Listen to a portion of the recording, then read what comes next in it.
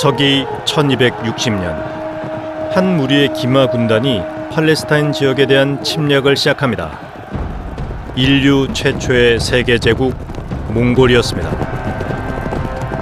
중국과 서남아시아, 유럽을 제패한 그들이 이제 아프리카 정복을 위해 그 길목인 팔레스타인으로 들어선 겁니다.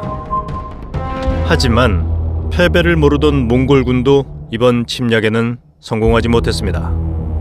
이집트에는 십자군과의 전투로 단련된 노예 군단 맘루크들이 있었기 때문입니다. Mamluk literally means own, that is someone who is a slave. And they were highly trained as professional soldiers. 골리앗의 눈이라는 뜻을 가진 아인잘루트 계곡에서 몽골군은 맘루크들에게 몰살당하고 맙니다. 노예인 맘루크들이 인류 역사상 가장 강력한 군사 집단인 몽골군을 물리친 겁니다. 이집트를 지켜낸 맘루크들은 비록 노예였지만 단순한 노예는 아니었습니다. 술탄의 호위병에서 출발해서 장군이나 고위 관료 같은 이집트의 지배 계급이 될 수도 있었습니다. And from a ruler's point of view, they had the advantage of being loyal to their ruler or the person who had recruited, trained, and then freed them. They developed from being just elite soldiers to being given responsibility for military leadership, military command.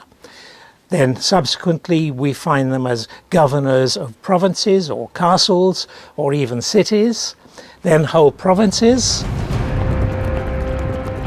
맘루크들의 또 다른 특징은 중무장한 기사들이란 점입니다. 이들이 칼을 맞대고 싸웠던 유럽의 기사들처럼 맘루크들은 말에게도 갑옷을 입힐 정도로 철갑을 온몸에 두르고 마치 탱크처럼 전쟁터에 나섰습니다. 아인잘루트 전투에서 이들이 몽골군에게 승리할 수 있었던 이유도 중무장한 기병으로서의 강점을 잘 활용한 덕분이었습니다.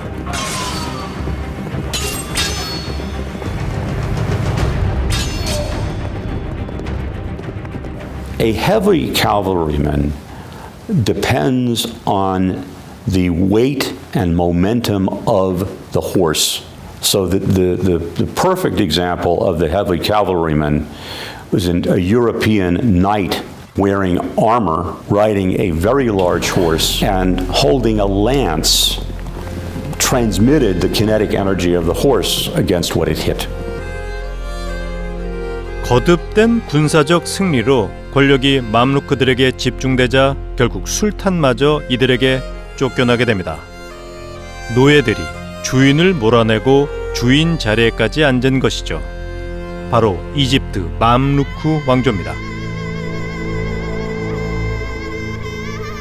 맘루크 왕조의 전성기인 1356년에 건설된 술탄 하산 모스크의 화려함은 마침내 지배자의 위치에까지 올라간 노예들 맘루크들의 자부심을 오늘날까지 전해주고 있습니다. The fully developed Mamluk Sultanate wasn't a case of an army defending and serving a state. The state was almost there to support the army. The state was the servant of the army. The army was not the servant of the state. 하지만 영광이란 결코 영원할 수 없는 거죠. 15세기가 되자 새로운 라이벌이 맘루크 앞에 모습을 드러냅니다. 오스만 제국이었습니다.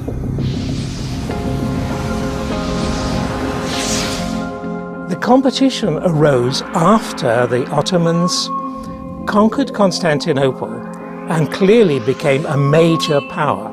And they started to look wider. They saw themselves they had greater ambitions. They became, as it were, Muslim emperors. They became the new Islamic Caesars.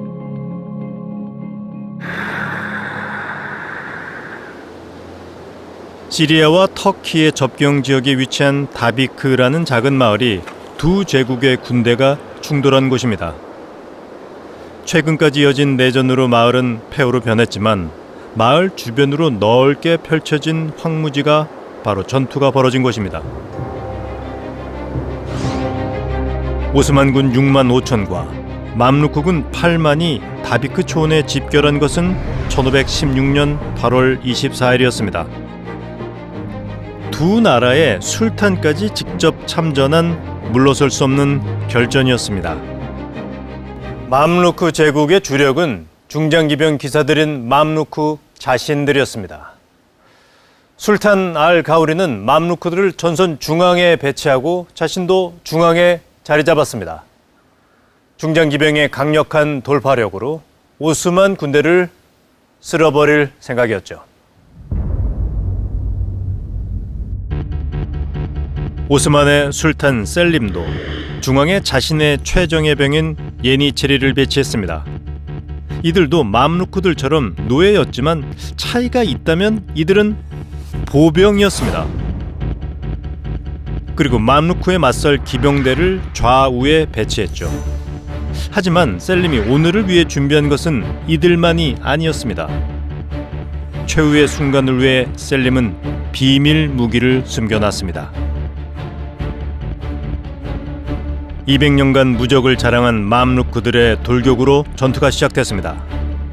전형적인 초승달 대형으로 달려나간 맘루크들은 곧장 오스만의 기병대를 덮쳤습니다. Now, when the battle starts, the Mamluk attacks primarily with their cavalry, who are absolutely first-rate cavalry, armored cavalry, skilled, brave, disciplined, and all the rest of it. And they were very successful. They forced back the Ottoman left wing.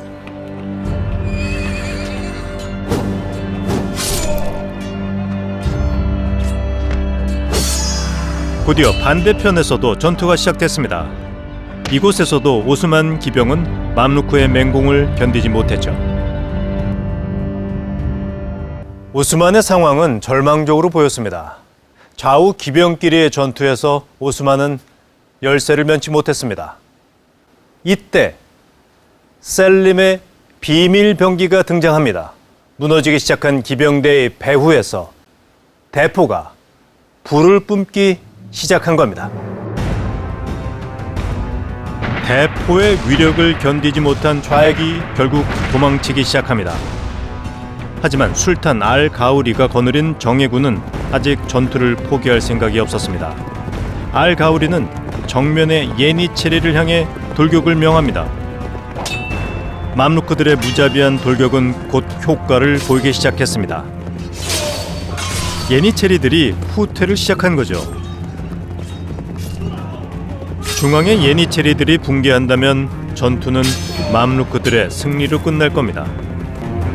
하지만 이건 셀림이 파놓은 함정이었습니다.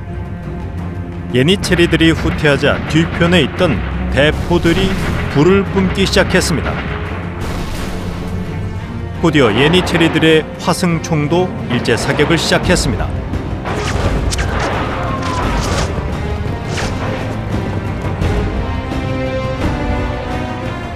Essentially, the Ottomans are now able to attack, the Mamluk army falls to pieces, and there's a great Ottoman victory. So this was not a fair fight or anything like it. This was a far more capable and sophisticated government producing a far more capable and sophisticated army and winning.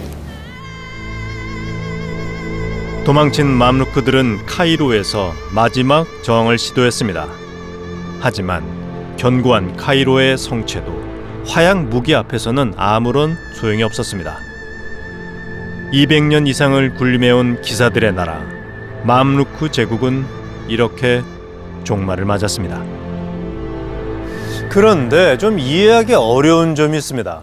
오스만 제국이 화약 무기를 사용하는 동안 맘루크들은 왜 두 눈 뻔히 뜨고서도 화약 무기를 도외시하고 패배를 자초했는가 하는 점입니다. 이미 70년 전인 콘스탄티노플 공방전에서부터 오스만 제국이 화약 무기를 사용하고 있다는 것은 누구나 다 아는 사실이었습니다. 비밀도 아니었습니다. 그런데도 맘루크들은 화약 무기에 대해 신경도 쓰지 않았습니다. 도대체 맘루크들은 왜 그토록 화약 무기를 무시했던 걸까요? 만약 두 나라가 이질적인 문화를 가지고 있다면 문화적 차이를 이유로 들 수도 있을 겁니다. 하지만 오스만 제국이나 맘루크 제국이나 정통파 이슬람 국가라는 점에서 아무런 차이가 없었습니다. 그렇다면 화약 혁명의 진원지인 유럽과의 거리가 영향을 미쳤을까요? 얼핏 유럽 국가와 국경선을 맞대고 있는 오스만 제국에 비해 유럽과의 사이에 지중해가 놓여 있는 맘루크들이 화약 혁명의 전파라는 점에서 더 불리해 보이기도 합니다. I think that is completely not true. Really not true. Trade continued. The Genoese had, in Italy, the great trading power, one of the great trading powers, had effectively an alliance with the Mamluks which went back for centuries and still did. 지중해가 장애물이 아니라는 증거는 또 있습니다. 다비크 전투에서 패배하고 이집트 본국에서 최후의 저항을 준비하던 맘루크의 마지막 술탄 투만 베이는 평소 교육하던 이탈리아 상인들을 통해 단기간에 다량의 대포를 구매합니다. 화약 전쟁에는 화약 전쟁으로 나서기 위해서였죠. 화약 무기의 가치를 마침내 깨달은 겁니다.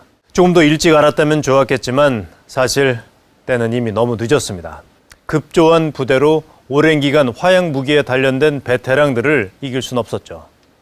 하지만 중요한 것은 멸망하는 마지막 순간까지도 맘루크들 역시 화약 무기를 구하려면 얼마든지 구할 수 있었다는 점입니다.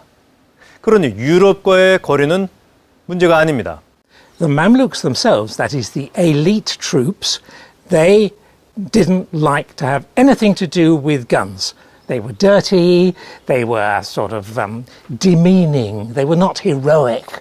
You know, they saw themselves as heroic warriors fighting in the old-fashioned, gallant way, almost like knights in the Middle Ages in Europe. 많은 이들의 오해와 달리 기술은 절대 가치 중립적이지 않습니다. 기술 혁신은 반드시 권력 관계의 변화를 동반합니다. 기득권을 공격하게 되죠. 화약 혁명도 마찬가지입니다. 화약 무기의 채택은 전투의 주역이 기병에서 보병으로 옮겨간다는 것을 의미합니다. 기병이라는 군사적 능력이 권력의 바탕이었던 맘루크들로서는 도저히 받아들일 수 없는 변화였습니다. 그들로서는 불가능한 혁신이었습니다. 그리고 또 한 가지, 모든 새로운 기술은 불완전한 형태로 등장한다는 점이 문제를 악화시킵니다. 16세기에 사용되던 화승총도 마찬가지입니다. 한 발을 발사하기 위해서는 무려 42단계의 발사 동작을 거쳐야 했습니다. 당연히 발사 속도가 느릴 수밖에 없었죠. 발사 속도만 느린 것이 아니었습니다. 발사되지 않을 확률, 그러니까 오발률이 50%나 됐습니다. 심지어 총구가 막히거나 폭발해서 적군은커녕 아군이 죽기도 했죠. The handgun that develops by the end of the 16th century, which is the sort I think we would normally think of as the sort of infantry weapon of this period, is big. I mean, it's a big, heavy, it has a lengthy barrel, fires a heavy shot of up to about 100 grams. You can only fire it by resting it on a mat, a forked rest. It's cumbersome, it's quite slow to reload. In fact, very slow to reload. It has a very limited range of about 100 meters in total. It has almost no capacity to aim. You just fire it in the general direction of the enemy. 화약 무기가 처음부터 완벽한 형태로 등장했다면 맘루크들도 기꺼이 기득권을 포기했을 겁니다. 그런데 이 정도로 불완전한 무기라면 자긍심 넘치는 기사들이 총 없이도 어찌 해볼 수 있겠다고 생각하는 게 오히려 당연한지도 모르겠습니다. 사실 무엇이 옳은지가 불분명한 순간이야말로 권력이 필요한 순간입니다. 무엇이 옳은지가 명확하지 않기 때문에 의지를 관철시킬 수 있는 강제력이 필요한 거죠. 그리고 혁신이 필요한 순간이야말로 무엇이 옳은지가 가장 불분명한 순간입니다. 불완전한 기술 앞에서 선택을 해야 하니까요. 이런 상황에서 권력을 가진 자들이 혁신으로 인해 손해를 볼 자들이라면 혁신은 불가능할 수밖에 없습니다. 하지만 일단 시작된 화약혁명은 급속도로 기술을 개선해 나갔습니다. 자신의 기득권을 지키려는 인간의 이기심을 비웃기려도 하듯이 혁신의 속도는 인간의 상상을 뛰어넘는 법입니다. Power is very important for innovation because if change were going to happen without influence and power, it would have already. So if you're going to do something new, there are probably a bunch of individuals who are already committed to the existing order. They've made their careers on the basis of a certain set of beliefs and behaviors. They've been successful using those beliefs and behaviors. And so therefore, in order to do anything new and innovative, you're going to have to overcome the resistance of the incumbents. And so for that, you're going to need power and influence.